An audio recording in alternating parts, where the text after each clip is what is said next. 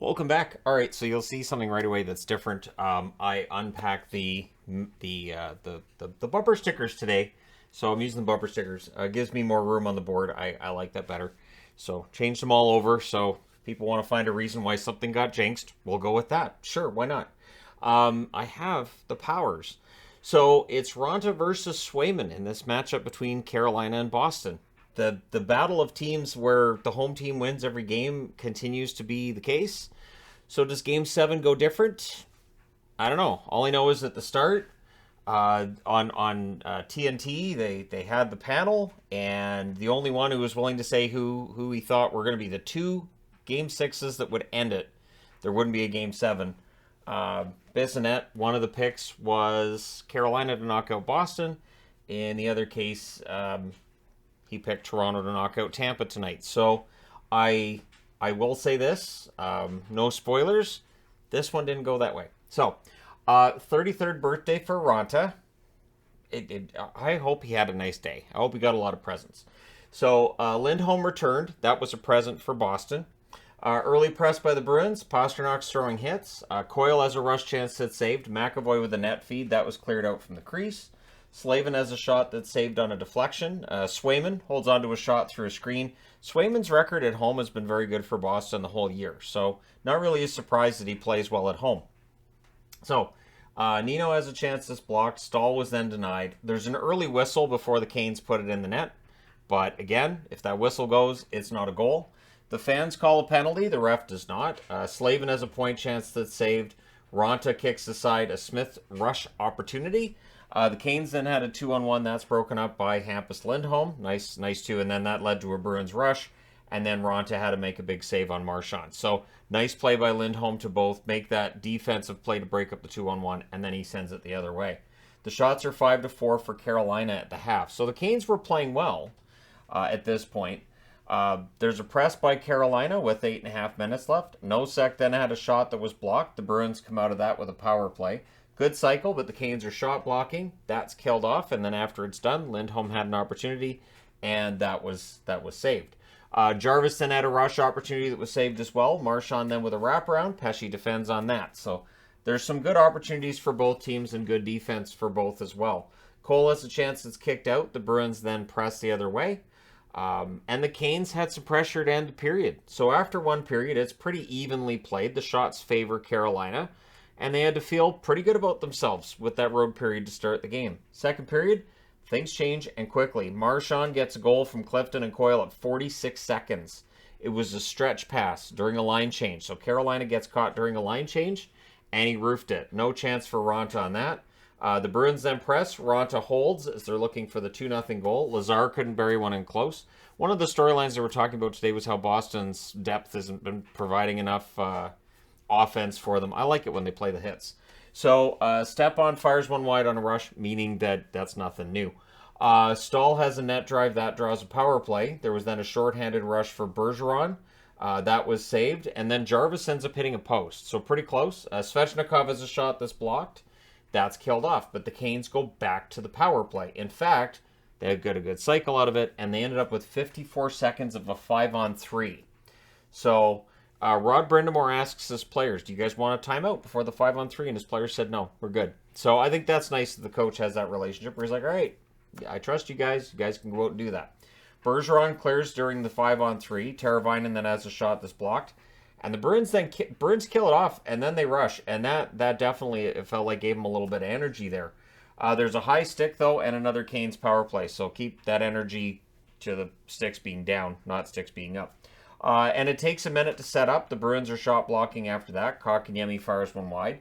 There's a shorthanded McAvoy rush. That's saved. That's killed off, and then the Canes press after. And then the Bruins, they get their first power play of the game. Aggressive penalty kill by the Canes, but eventually a shot block deflects to Coyle. So it was a Pastrnak chance that was blocked, but it goes right to Coyle, and it's in the net. Coyle with the power play goal from Pastrnak and Marchand at 18:04.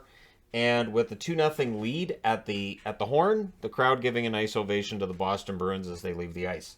So we go to the third period. Early jump for Boston. Natchez then had a shot that was held, and the Canes start driving the play. They started getting some opportunities, and they would score.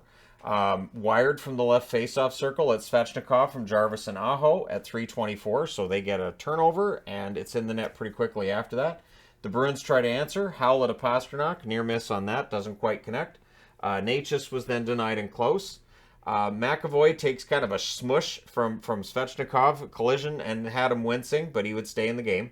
I'm sure that Bruins fans were saying, please don't let McAvoy get hurt now. Lindholm had a rush that was saved. DeBrusk then had one that was blocked by Slavin.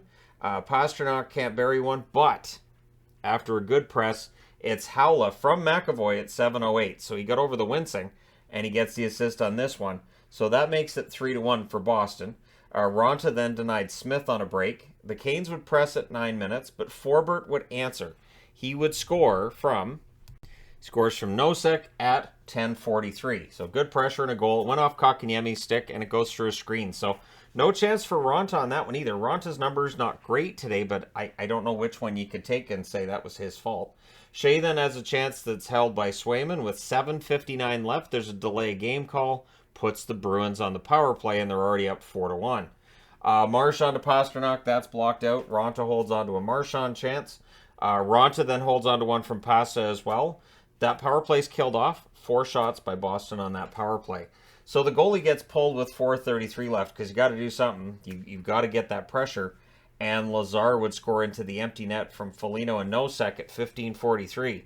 So that makes it 5-1. We then had a scrum on the next whistle. Marchand's in the middle of it. The Canes end up with a 4-minute power play with 3:43 left. And it's Marchand who's given a double minor for spearing. I did not see the incident. I did not see a replay of the incident. I even checked on Twitter. I didn't see it. So either way, I don't know what's going to happen with that. I mean, if it's double minor for spearing, it had to be something pretty bad. And I don't know. Is that something come out tomorrow? Maybe we'll see footage tomorrow. At any rate, on the first power play of the 4-minute, Carolina scores. It's Svechnikov from Natchez and Slavin at 17:30. It was a cross-ice pass and in. Kotkaniemi then has a shot that's saved, and the Bruins do kill off that second penalty. So while the announcers were talking about that was bad timing for that penalty, and that's bad, and you can't do that there, and that's just really, really undisciplined. Again, I didn't see the replay, but Boston wins at 5-2. So they were up by 4 goals with 3:43 left. Yeah, you leave that door open for Carolina, but it would have to be just a colossal meltdown, right? So your 3 stars in this one are Marchand, Swayman, and Coyle. The shots were 11-8 Canes in the first, 11-6 Boston in the second, 15-8 Boston in the third. They outshoot Carolina 34-25 because they were fighting for their lives. That's the thing, these teams are aware this is our last opportunity. So in almost every case tonight, the team that, is fighting for that opportunity, really you could see it. Power plays, Carolina 1 for 6, Boston 1 for 3. The hits were 42-34 for Carolina. Ronta saves 29 out of 33. Swayman saves 23 out of 25. So Swayman had a good night. He was not overly busy after that first period, but I thought he made some really nice saves. And again, now we're going to Game 7 in Carolina on Saturday. And we'll see how that goes. And once I get through all these reviews, you'll be like, so that's how many Game 7s we're getting. Again, I don't provide spoilers for other games in the reviews because I know not everybody's watched every game when I do the reviews. That's why when I do the thumbnails as well, I make them as ambiguous as possible because I want to make sure that people are not necessarily getting spoilers when it shows up in their feed. I know others don't care about that, and I know there's still a good chance that it could get spoiled, but I don't want to be the one that spoils it. So there you go. Let me know your thoughts regarding this game in the comments section below, as always. Don't forget to hit like and subscribe if you're browsing your way through, you just happened upon this video. Thank you guys so much for watching, for all your support. I will talk to you again soon.